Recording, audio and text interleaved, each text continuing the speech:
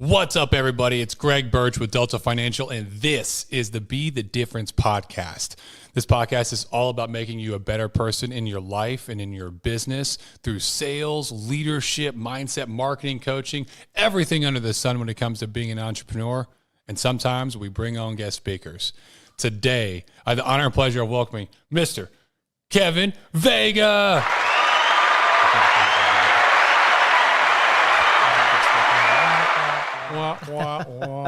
What's up, guys? Happy to be here. So, Kevin, thank you so much for coming on board and coming to chat with everybody. If you guys hear that sound in the background, that's my dog drinking water right now. For the 17th time. For the 17th time, she keeps going back there and just chewing on some food. Hopefully the mic's not picking it up. I don't think it is. Yeah, probably not. So, I know you wanted to come on and talk about some things. What's the topic you want to talk about today? I wanted to talk about understanding empathy, Greg. I love this topic. I absolutely love this topic as well, because empathy is a precursor to a lot in life, a lot of value, right? In your spiritual being, mental and emotional being, physical being. I mean, empathy is definitely that first step that everybody, every agent, especially in this industry, needs to kind of fully grasp and really inculcate and assimilate that into their lives. Yeah. So, empathy is a powerful skill when it comes to placing it or like utilizing it during the sales process. And a lot of people just don't understand that. It's the human basic need of being understood. That's it.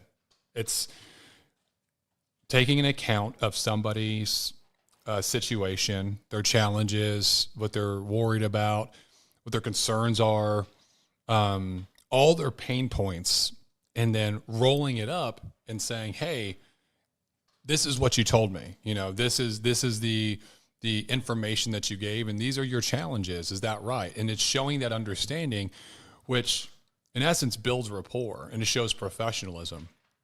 You know, when I was first in insurance, I had a mentor. It wasn't even a mentor. It was really my sales trainer. It wasn't even a mentor. But they did a ride along with me, my first company I was ever in.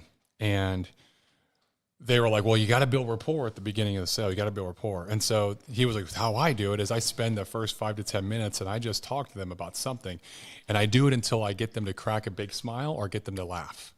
And then I know I've built enough rapport and I move on. And so I watched this train wreck happen my first couple of appointments, and I watched him do this, and it was the most excruciatingly awkward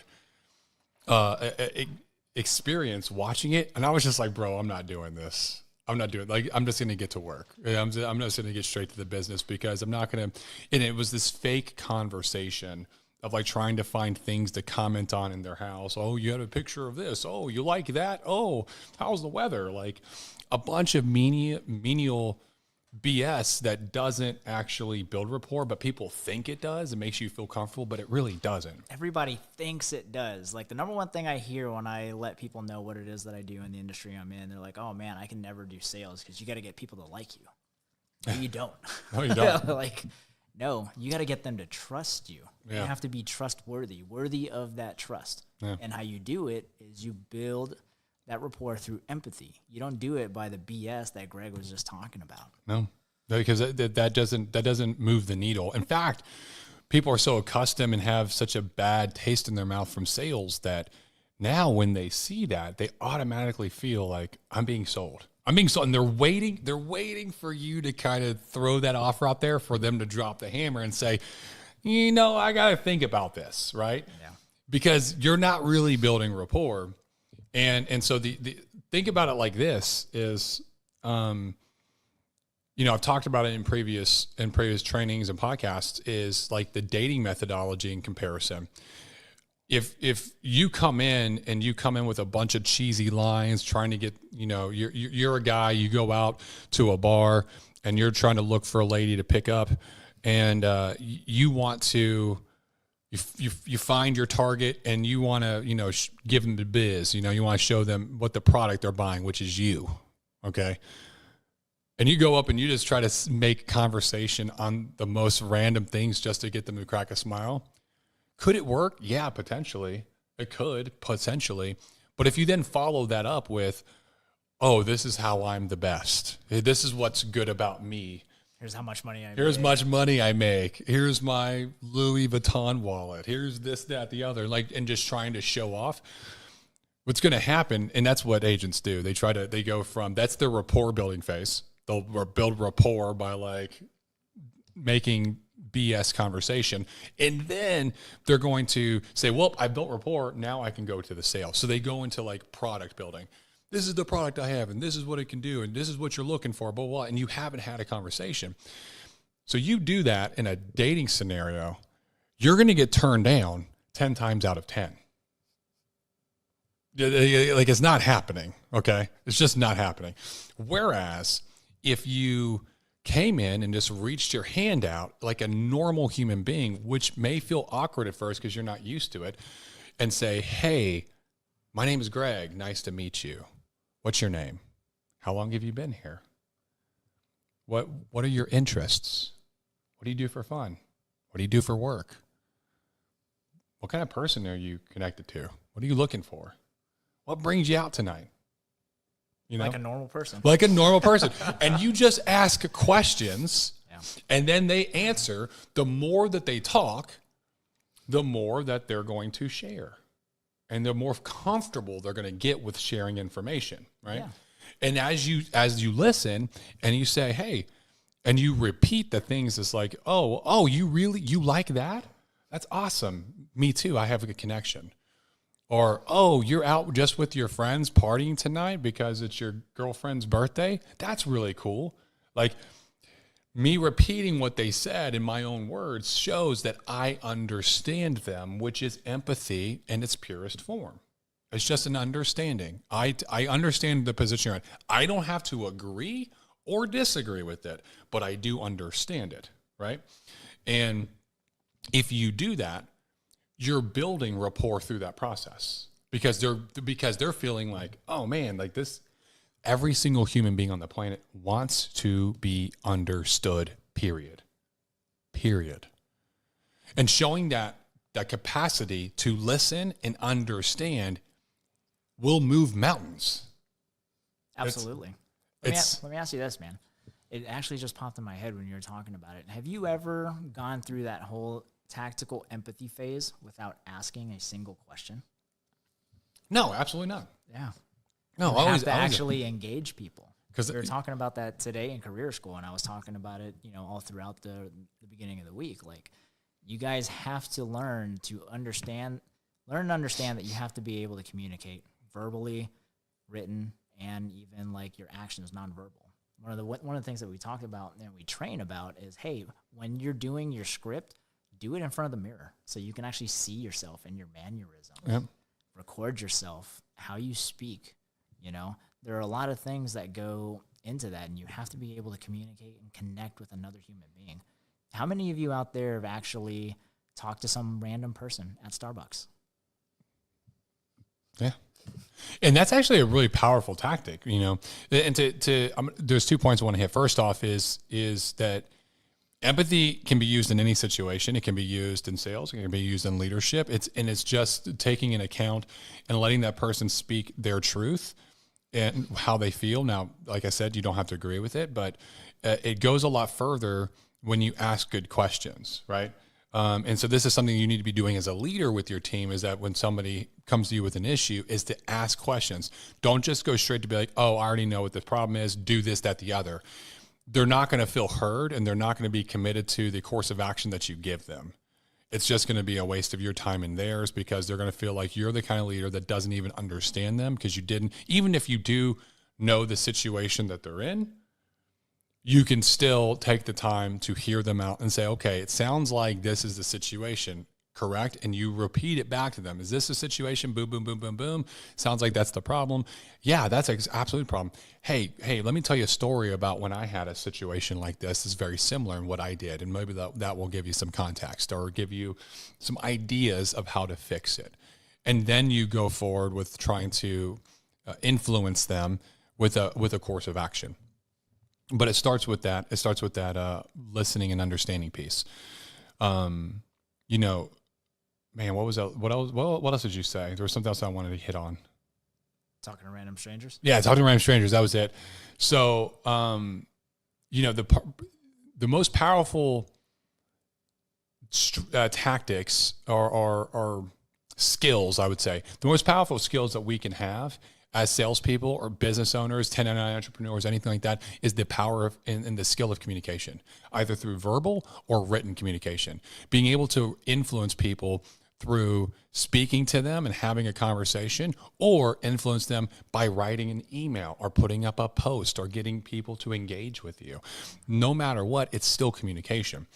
And we have gotten away from communicating with our fellow man because of social media, because of the digital age, because it's so easy to just BRB, LOL, and do all that bullshit and not actually have a legitimate conversation where we can make valid points come across and move or sway people through written communication. And we just want to take the easier route because it's easy for us, right? I would challenge all of you to go out and have a conversation with a stranger. Yeah, absolutely. It's a powerful, I'm telling you, it will change your perspective on all this. And it doesn't cost you anything. Zero. You're welcome, by the way. Go knock on a neighbor's door and just go introduce yourself and say, hey, I've been living in the neighborhood for 3 months, 6 months, 9 months, a year, 5 years, whatever. I don't know my neighbors. I wanted to come introduce myself. My name's Greg. What's your name? How long have you lived here? How many kids you got? That's awesome. We should plan something to do like a neighborhood barbecue or something, right? Yep. There's nothing wrong with doing that. Like, it's actually a really powerful act that you can do. I've been doing this with my phase 3 for the last, 19 days. Yeah, I was going to say you started on the 1st, so it's the 18th today. So. I started on the 31st. 31st. So it's 19 days. So this is 19 days I've been talking to strangers.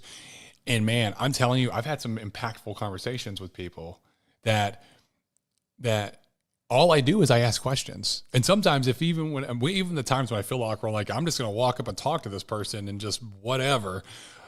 And I'm like, hi, my name's Greg. And they kind of look at me. I'm like, I've been living in this town for X amount of years and I don't really talk to anybody. And I realized like I need to get better with communicating with people and connecting. And so I said, I'm going to say hi to one stranger a day and have a legitimate conversation and get to know them. And so you happen to be that stranger for today. And then they kind of laugh. And their walls just come down. Yeah. And it's just down. And they're like, oh, and they're always like, that's awesome. That's a really cool thing. Like, how long have you been doing that? I'm like, well, 18, 19 days. But then the rest of the conversation is just me asking questions, right? And so I've been doing this in the gym. I do this when I'm traveling, in the plane. I do this in the hotel. Yeah, in the elevator. I did it in an elevator one time. And now, like at the gym, I've been doing it with people at the gym that I never talked to, that we see each other and you just kind of always see them, but I didn't, ever talk to them. Now they're coming up to me and they're like giving me fist bumps. They're like, what's up, Greg? And they're like super like, I don't know, friendly, like really friendly. And I actually had a guy that started following my content because I talked to him. And he started following my Instagram. And he came up to me yesterday and he was like, dude, your content is fire. Like, keep it going. Like, I love it. I love everything that you're posting. All this stuff is just really informational. Your sales stuff, your leadership stuff is great, right? I was just like, dude, that's really, like, I appreciate that. That means a lot to me. Like, thank you for watching my content and for telling me. So you never know who you can connect with and like what next business deal could happen, what next relationship you could build. Yeah. This is all about creating opportunity. Yeah. Like in his story, he was accountable to what it is that he wanted to do. He wanted to talk to a stranger, really, truly practice empathy. But in doing so, he was vulnerable, which in turn lets the other person that you're engaging in become vulnerable as well. Yeah. And outside of the very elated feeling that you get when talking to strangers, it's a very kind of altruistic thing. Yeah. When you engage like that and you're vulnerable, it creates opportunities. If you're single out there, it'll create an opportunity for a long-lasting relationship, a meaningful relationship. practicing empathy is something that I've integrated into my marriage, and it has helped me and our relationship tremendously. Like, we can communicate now like I've never seen before. I only see in rom-coms. Like, it feels great to be able to do that. The new friendships and relationships that I make in this industry, I practice empathy, understand exactly where it is that they're coming from. Hey, how long have you been in the industry? Oh, when did you make the transition to do this? What drove you to transition to do this? Really getting the other person to be vulnerable creates a lot of those opportunities. And for the agents out there that are listening to this, create your own opportunities. That's really what it's about. Yeah. And that's, I mean, in a nutshell, it's what empathy, that's the power of empathy. If you use it in every opportunity that you can get, between understanding your clients, understanding your team, understanding your personal relationships, creating opportunities, just by having conversations. I'm going to stress it one time. Go out this week, start a conversation with a stranger.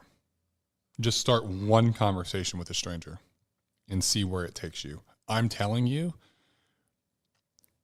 do that every single day for 2 weeks. You're going to feel really good about it. Like, you're going to feel real positive, and it just gives you a confidence boost where you can talk to other strangers.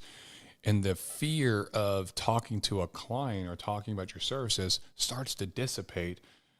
That's the key. Because you're like, so what? I've talked to strangers and just walked up and gave them my name and started to learn about them. You know, I'm talking to a lead that actually asks for insurance. There's nothing wrong with this. Like, this is easy. Absolutely. Right? And you're creating that habit in yourself. So you're merging who you used to be with who you want to become in order to be successful in this business. And it's all through empathy. So the more that you go out and just do it, like he said, you're going to learn, you're going to trip. It's going to be awkward at first, but guess what? By the time you do get in front of another client, in front of another lead, it's going to become second nature, and you're just going to do it. Yeah, absolutely. Well, Kevin, I appreciate you coming on and talking about the power of empathy in sales and leadership. Absolutely, man. I love this. Yeah, I do too. Me too, man. How can, if anyone wants to reach out and ask you questions, what's the best way they can reach you? So you can find me on Instagram. It's going to be at kvega86. You can DM me. Always trying to post content that helps everybody in leadership and sales. You can send me an email, kvega, V-E-G-A, at deltafinanciallife.com. Awesome. So we grow this content and this page, this channel, this podcast by word of mouth, by organic reach. I need your help to share this content, because if you got value, if you watched till now and you learned something and you grew, it changed your perspective, then obviously you got some value. I need your help to share this. Send this to a friend, post it on a story, put it on your Instagram or your Facebook, or share it on Facebook, whatever the case may be. But if you share this content to get more people to watch it, to also learn the power of empathy and take something away, and also be challenged to improve their life and gain opportunities through this powerful practice, I would greatly appreciate it. Also, if you like this content, do me a favor, go on to the Apple Podcast and give it a 5-star review. We're always looking to grow this content organically, so I appreciate you. This has been the Be the Difference podcast. I'm your host, Greg Birch. As always,